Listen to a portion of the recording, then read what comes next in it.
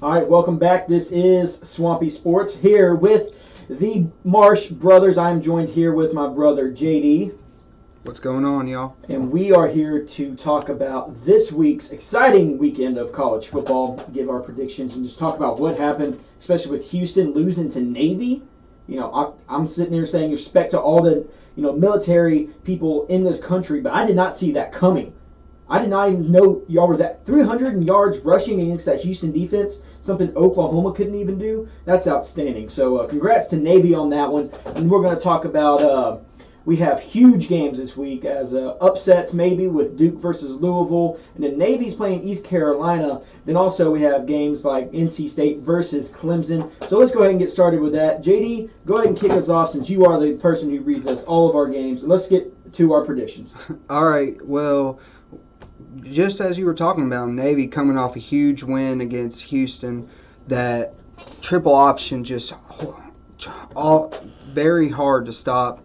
Coming out this week ranked 25th, they travel to East Carolina on Thursday night. Dylan, you can go first.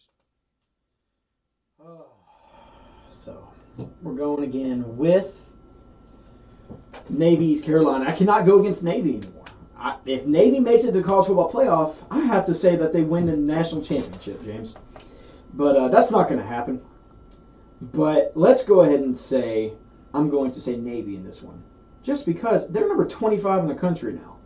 They're 4-1, and they put up over 300 yards rushing against Houston, who had probably one of the best defenses in the country. So you can't go past the midshipmen this week. I don't care who they're playing. I don't care if it's North, East, South, or West Carolina. You gotta go with the midshipmen. Yeah, I'm going Navy too. I just believe that triple option attack that they have. I played in a wing tee offense in high school, and it's very difficult to stop with all the motions going around back and forth. And give me Navy to win this game big by 21 points. All right. And on to our next game. Friday night, we have the Duke Blue Devils traveling to number 7 Louisville. All right. Well, Duke 3-3. They're a team that's slowly on the slide, but they're usually in third or fourth place in ACC these past couple of years. Louisville, can't go wrong with Lamar Jackson going up against his Blue Devil defense. Number 8, I think he's going to have another huge game to redeem himself. Put him back into the Heisman conversation. He's not out of it. But definitely remind people that Lamar Jackson's still here. I'm taking Louisville big this one because it's in Papa John Cardinal Stadium. Dylan, he's still the Vegas favorite to win the Heisman. How are you saying he's not out of the conversation? Well, in my eyes, it's Deshaun Watson. So. Yeah, he's my front runner. Deshaun is my front runner too. But how can you say Louisville is out or Lamar Jackson is out of the conversation for the Heisman? You know how the voters are. You got to win to win the Heisman too. Doesn't matter how good you are. They except unless you're Johnny Manziel or Tim Tebow. Well, that dude won national titles. All right, so you pick Louisville? Yes. I'm going Louisville too. I think Lamar Jackson will have a huge game against this Duke defense. He'll be able to. I'm calling 4 touchdowns through the air and 3 touchdowns running. Give me 7 TDs. Give me a big win from Louisville. Give it 35-point win. All right, let's go to the next one, friend. All right. This Saturday we got the NC State Wolfpack coming off a huge win against, or would you really call it huge, Dylan, against Notre Dame in a monsoon where there were, I can't even count how many turnovers there were, but, yeah, NC State rolling high, 4-1 right now. Who you got, Dylan? You see, that game was insane because they were playing in Hurricane Matthew, basically. I was watching it. You saw field goals trying to get kicked that were getting pushed down from the wind, barely making it through, or just getting blown away. So, I don't know. It was a big win just because it's Notre Dame, but it was just kind of the luck of the draw and who prepared the most for this type of game, because this is something that you don't do all the time. So, good win by North Carolina State, but I'm not going to really give it to them because I think if it was a regular game, at North Carolina State, but not in the middle of Hurricane Matthew. I think that the Irish probably would have won. But I'm going to go Clemson again. Like I said, Deshaun Watson, I think he's going to win the Heisman Trophy this year because just how effective he is with his legs and his arms and how accurate he is with the football and the zip that he has on it. And then also, this Clemson team with their receivers kind of reminds me of the Patriots. They have these no big name receivers, but Deshaun Watson spreads it around the field to every single one of them. So I'm going to say Deshaun Watson and Williams have a great game together. And then, I'm going to say a big win for Clemson just because it's in the fake Death Valley. I'm going Clemson too. I'm right there with you, Dylan. NC State, it just happened to be a monsoon where Notre Dame had the ball in NC State territory. I think it was 4 times and only came out with a field goal. Turnovers left and right. Nobody could hang on the ball, and I think Deshaun Watson is in for a huge game, kind of like how Lamar Jackson is, but I don't think he'll score as many touchdowns, but I think he will propel his team to at least a 28-point victory. All right, let's go to the next one now. All right, the next one is Kansas State travels to Norman to take on the 19th-ranked Oklahoma Sooners. I think we all know how this is going to go, but let's just go ahead and I'm going to go ahead and let you go first. How about that, James? Well, give me the Sooners because I believe they're, even though they only beat Texas 45-40, this game should have been at least a 5-touchdown difference. Oklahoma made so many mistakes, but then again, I don't know what to say. It just seems like that's what's happened all year. But Oklahoma, other than the Houston-Ohio State game, they find ways to win. Mm-hmm. And I think the same is going to happen this week. I give me Oklahoma by 14. I think the offense will struggle early in the game. They'll probably turn the ball over a couple times. And then they'll get the run game going and open up the pass to D.D. Westbrook and Mark Andrews, and Baker Mayfield will throw for a couple and run for a couple. And give me the Sooners, like I said, to win this ball game by 14. All right, and again, I'm with you there. First, I'm going to vent. I'm going to vent a little bit on this OU Texas game. Well, first off, I don't know about you, but I don't care how the season goes anymore. Yes, I think there's a chance Oklahoma can still make like the Sugar Bowl, but I don't care if we lose every single game the rest of the year just because we beat Texas and maybe even ruin Charlie Strong's career. I don't hope anything bad for him, but just because he's the head coach of Texas, it gives me so much joy to know that we beat them. Even though we gave up 40 points to Texas, I'm not too happy about that. But putting up 45 points on Texas, yeah, it doesn't look like a huge accomplishment, but it really is because it's 45 points against a Power 5 team. But D.D. Westbrook had a crazy game. He set the all-time record for receiving yards for Oklahoma. Yeah, what was it, 230? 232 yards. Yeah, 232 yards. 3 touchdowns. And then Pirine rushing for like 211 yards and just killing it. Mayfield leading the team. I'm very happy with how Oklahoma played. So I'll just leave that there. But we definitely need to improve on the defensive side of the football. So the Sooners, I think, are going, since it's a home game, I'm definitely taking the Sooners in Gaylord Memorial Family Stadium against the Wildcats. But I think defense definitely needs to improve. And also decision-making by Baker Mayfield with him trying to be the hero in moments he doesn't really need to be a hero. Because when that happens, it usually leads to turnovers, most likely fumbles, because he doesn't like to slide. He likes to hit people. So I think that's one thing he needs to work on is just try not to be the hero at wrong moments. All right, well, let's move on to our next game. We have the number 20 West Virginia Mountaineers, who are 4-0, traveling to Lubbock, Texas, to take on the Texas Tech Red Raiders. Dylan, go first. All right, well, if you're going to ask me this, James Douglas, West Virginia, number 20 in the country, 4-0. But I think this is going to be the highest scoring game, possibly of the season, of the week for sure. Now, go ahead and put that down. I want to see if I'm right about that. The highest scoring game of this week and probably the season, because both of these teams are dominant through the air. Both defenses are lackluster at best because they're typical Big 12 defenses. So it's going to be about maybe over 100 pass attempts in this game, and I think the score. Both teams will probably get over 40 points this game, but I'm going to take Texas Tech at home against the West Virginia Mountaineers, just because Cliff Kingsbury usually makes upsets. If it's a home game against a big team, usually they do pretty well. So give me the Red Raiders. Shoot them up. What about you? Dylan, we must just be best friends today because we picked every game the same. And I'm with you. I'm picking Texas Tech. That's right. West Virginia really hasn't proven to me. They haven't really played anybody yet. And when you go to Lubbock during October, it's like Halloween fest over there.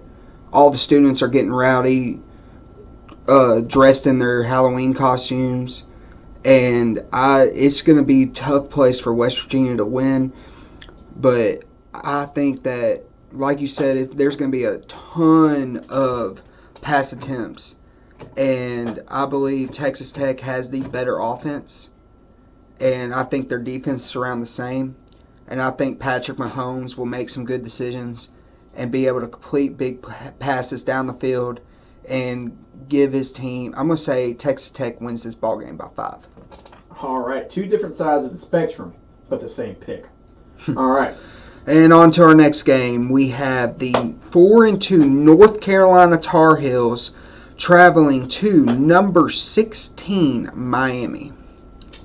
I'm not going to lie, I was very upset. Did you watch the Miami-Florida State game? I did not. Well, let's just say this was the game I was looking forward to the most, because I have always liked the Miami-Florida State rivalry. I love the ride rights. Me and you used to watch them all the time. Yes, we did. But the way this game ended just broke my heart. I don't even care about Miami that much. But what I do see in Miami is Mark Richt turning that team around in 1 year. Mark Richt, the former coach of Georgia. So he's definitely doing something to Miami to where this rivalry, if Jimbo Fisher stayed there, is going to be right back to where it was in the 90s and early 2000s. So I'm going to say I still have faith in Brad Kaya, the quarterback of the Hurricanes. So give me the Hurricanes in this football game because it's a home game. But then also just because Miami, because they were an extra point away from going into overtime with Florida State. So, because Walker, the outstanding lineman for the Seminoles, blocked the extra point with 50 seconds left after Miami scored a crazy touchdown. Like on the third play of the drive, I believe. So it just came down to one extra point. So Miami's not going anywhere. I don't even think their confidence is gone because of how well they played. They really put a statement on who they are. So I'm going to say Miami in this game. I'm going to say easily. I say by 20 points. Just because, it was a heartbreaking loss, and they're going to come back with a statement. Yeah, I was really impressed with how Miami handled themselves against Florida State, even though we now know Florida State isn't who we thought they were. But with the way they lost that game, I have a feeling that they're going to be emotionally distressed. And I have North Carolina winning this game because I believe Trubisky and Switzer are going to hook up for a huge game. And I got North Carolina win this game by 3. And I don't know why you even said 20-point win for Miami, Dylan. Because I believe in the Hurricanes. That's why. But my X factor for this game is because this guy, I think, of what I saw against Florida State, I think Mark Walton, this guy's going to be something special. He's not going to be a star in college football, I don't think, but I think he's going to be a great NFL player. Because he's like a little bowling ball. I think he's going to be like the next Ray Rice. He's only 5'9", 200 pounds. But you put about 10 more pounds on that dude, he's going to be the next Ray Rice that doesn't beat his wife up in an elevator. So I don't know. I really like the way he plays and how he reads the tackles and gets through the holes. And it was just I just had a feeling about him watching him Saturday night. So yeah, Miami. I think Miami wins big. So judge me all you want. I'm still winning in the picks, I believe. So. Oh yeah, I forgot to mention Dylan is 21-11, and that is a false statement, folks, because Speak. Calculate. Add. what the heck?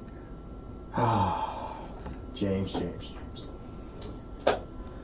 That is a false statement There you go. because Dylan is 21-11, and I am 22-10 Oh. in our picks. Okay. Well, still. All right, but after this pick, we will be even for sure because Miami's going to beat the Tigers. No. So, all right, on to the next one. And speaking of Miami losing to Florida State, we have the 5-1 Wake Forest Demons. You heard that right. 5-1 Wake Forest Demons. Aren't they the Deacon Demons? Whatever. Heading to Tallahassee to take on the 4-2, 14th ranked Florida State Seminoles. All right, you go ahead there, kid. I'm going to take Florida State to win this game. They got a big emotional boost after having that crushing loss to North Carolina with a huge win on the road against their rival. And Wake Forest is coming in to just a slaughterhouse, I believe. The way that I think Francois is going to be able to manage the game very well against that Wake Forest defense, and Dalvin Cook's going to run all over them. And that Seminole crowd's just going to get into it and get into the head of Wake Forest, who's riding on cloud 9 right now. They haven't been 5-1 since God knows when. And I just believe Florida State's just going to be way too much for them. All right. Well, I'm agree with you there. But just like I said, Mark Walton, the other running back for the other team, Dalvin Cook. Okay, Joe, you cannot argue me about this guy. You cannot argue with me that this guy is going to be something else in the next level. Oh, yeah. Because he went 27 carries, 150 yards against the Hurricanes. And last year, I think he was just behind. I think he had more rushing yards than Leonard Fournette and just behind Derrick Henry. And Derrick Henry, it was just unfair for him to play college football, I think. But this Dalvin Cook is the backbone to this offense, I think. I think Francois would not do what he does without Dalvin Cook on the field, knowing that on a third and 5 that Cook could easily get a first down on a little draw play easily. So I say Dalvin Cook has a huge game against the Demon Deacons of Wake Forest, the proud alumni of the Timothy Duncan and the Chris Paul. So, see, this is more of a basketball school. So get that crap out of here, and Florida State wins by 17 points. And Dalvin Cook has a huge game. All right, can we just move on because you're just going totally off subject there. Now, don't you know me? On to our next game. We have, from what one of my friends has told me, he believes it's the best 2-loss team in the nation.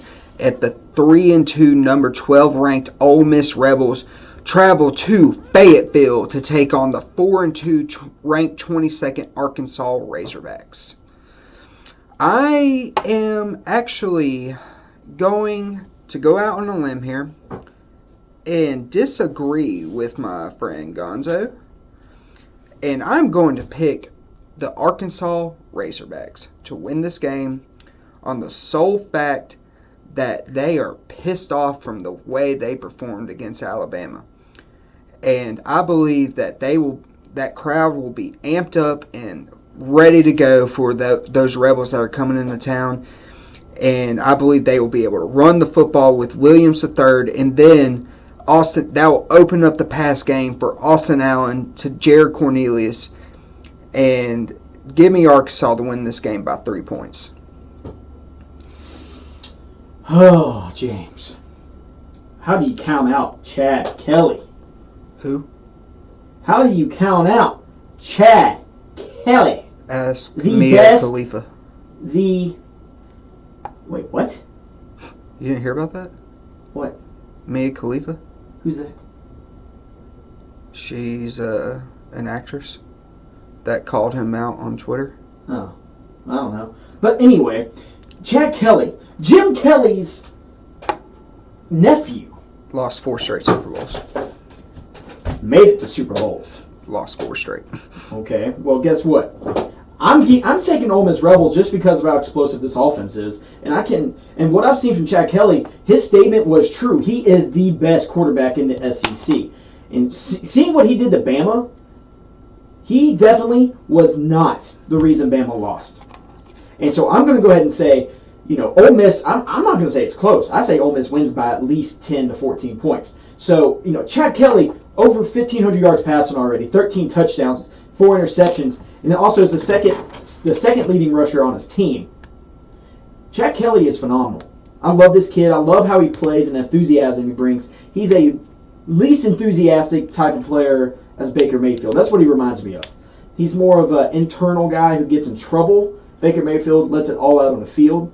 But I'm taking Chad Kelly and Ole Miss Rebels on this one just because, I think we really saw who Arkansas was against Bama because their offense, the passing game is good, rushing game's all right, but their defense, when it comes down to their defense, Arkansas is probably, I don't want to say one of the worst in the SEC, but definitely in the top 3 worst defenses in the SEC.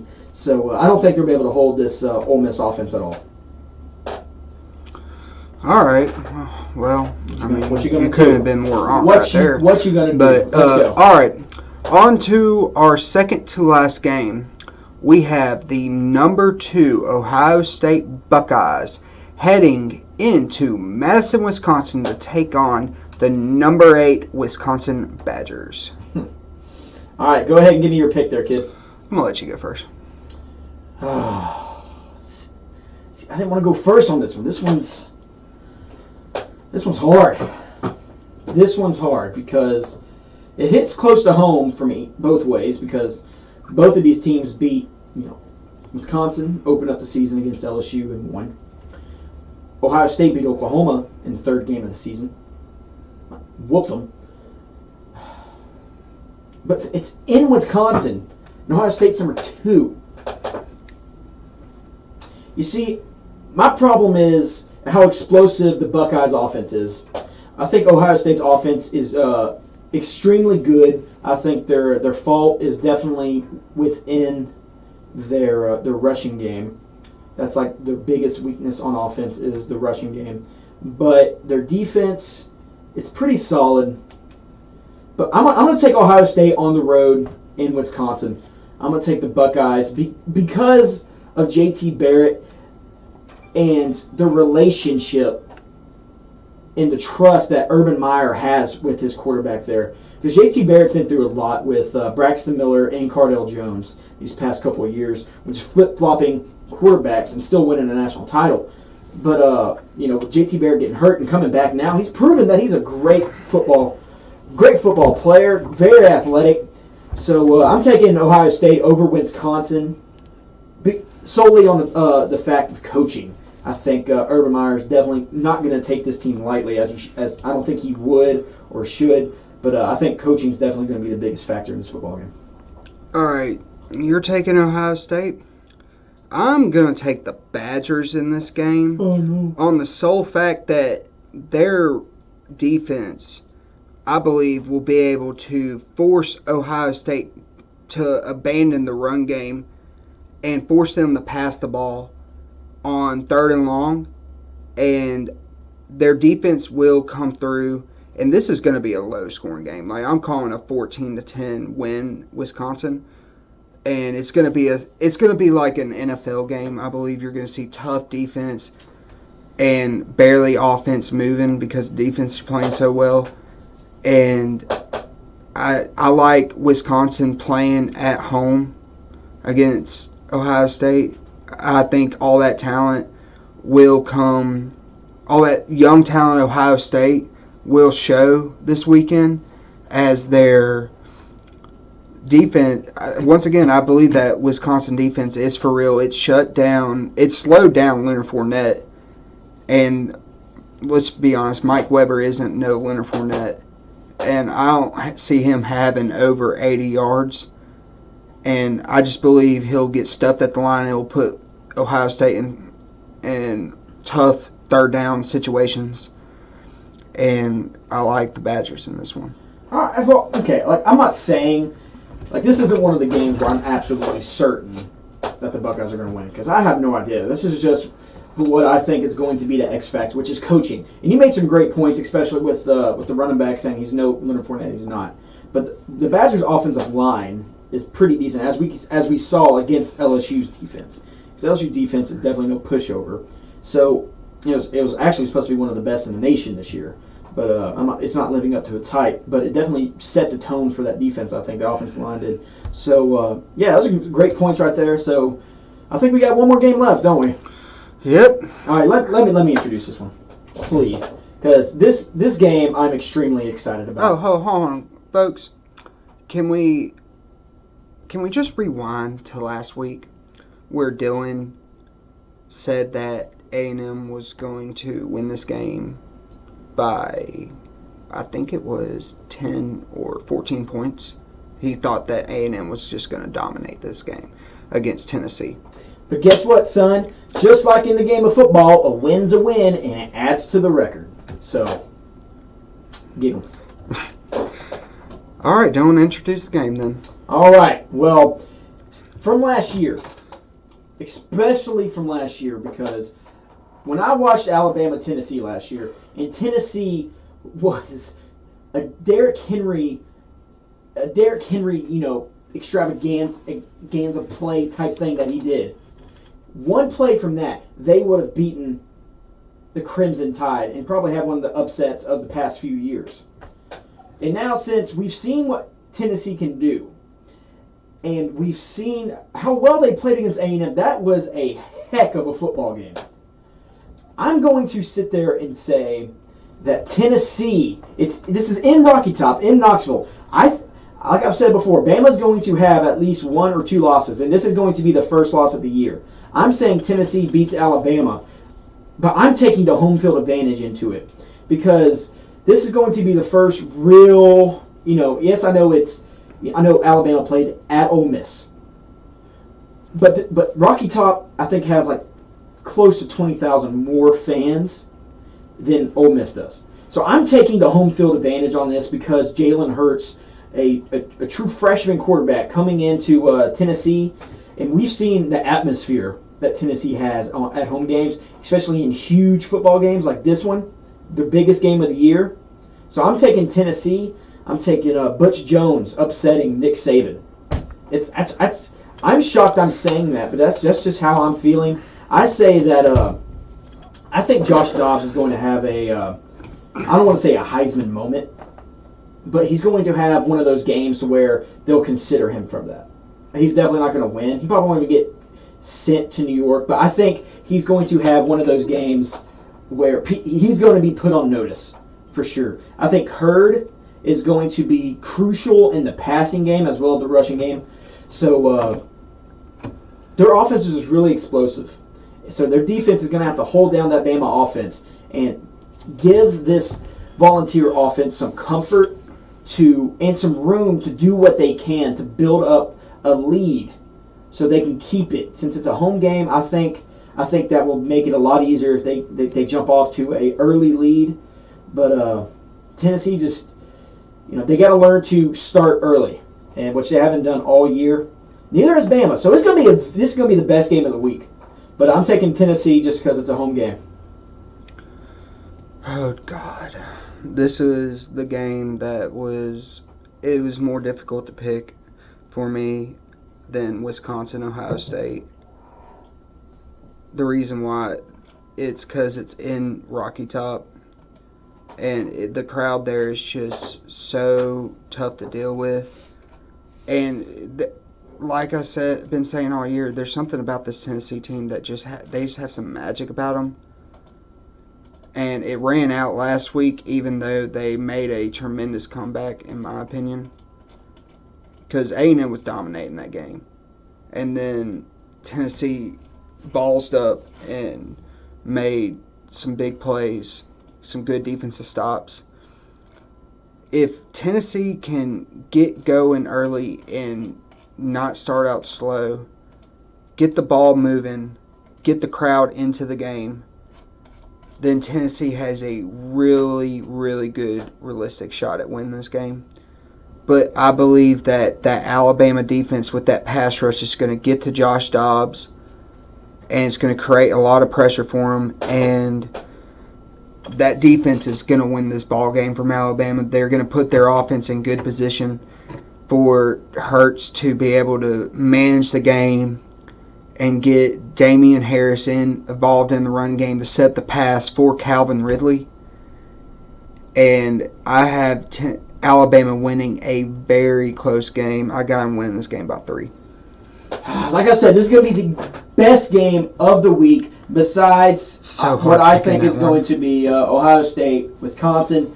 But what time is that Ohio State-Wisconsin game? Come on. It comes on at 7 o'clock on ABC, and Alabama, Tennessee is on at 2:30 on CBS. Okay. So I want to be in Oklahoma this weekend. So, You going to the Kansas State game, though? Possibly. I actually might be. So, Jessica, if you're watching, you know what we're going to do Saturday. So, guys, thank you. This has been a college football podcast. This has been this is what we do as brotherly love. We go up against each other in friendly competition whenever I whoop his butt in predictions. And by the end of the season, I'm going to be winning by at least 10 wins. So, I love doing this, man. I thank you for everyone who watches. So, thank y'all. Have a blessed day. See y'all.